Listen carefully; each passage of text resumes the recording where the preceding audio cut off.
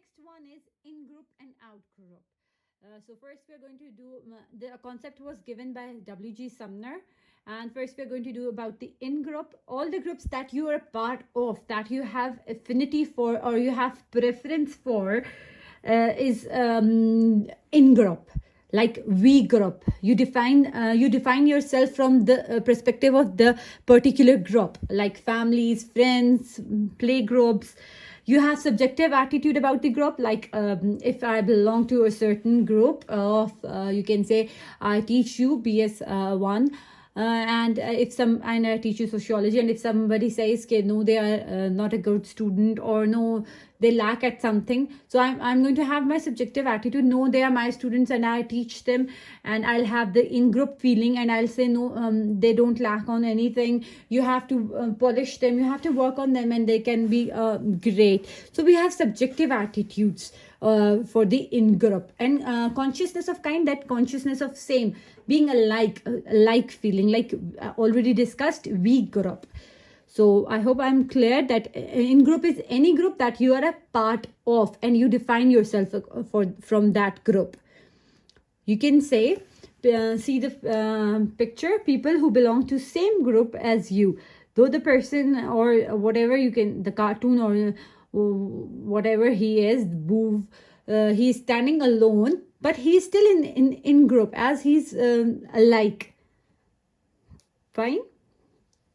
But working in something else, one is standing at one side and other three are standing at other side wearing same thing. You can say that the other three are working in the same profession, and they are in the in group to the member standing next to them.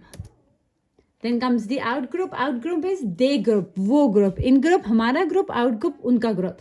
And out group is always formed in relation to in group.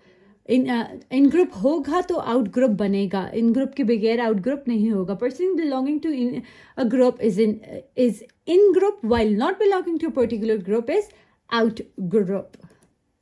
Like you can see, all the apples are in group and the banana is out group. So now what is the subjective attitude? If I am belonging to the apple group, I'll say no, that group lacks something and we are better than them, and we don't get we are ripe and we are not rotten immediately like the bananas. They get black, yellow. See, so this is the in group and out group subjective attitude. And all the members belonging to a particular caste are like all the members belonging to Taga are in group, while all the members belonging to Taga in relation to Sayyids are out group. Then is the next group, formal and informal groups. As you can see, the upper one is informal group. They are standing closely, not following any routine, or not, they are not even dressed up alike, while the lower group is formal group, where you have to abide by some rules, while in the upper case you are not following any rules. Formal group, in which membership is defined, you belong to certain group and you know that you belong to it, and you have defined rules, and entry into the group is through written expressions, without written signing any contract or any rule or any stamp paper or any regulatory contract. You cannot enter into the group, like UNO, American Psychiatric Association, like you join any institute and you have to sign the contract, and then you become the member of that formal group. Any group that abides by the rules is formal group. Any group that do not follows the rule is informal group, like people going in bazaar, listening to radios. Any person can leave and enter the group at any time. In informal group, there is no defined membership, and people gossiping in mohallas, and children come and they play and they leave. That's informal group.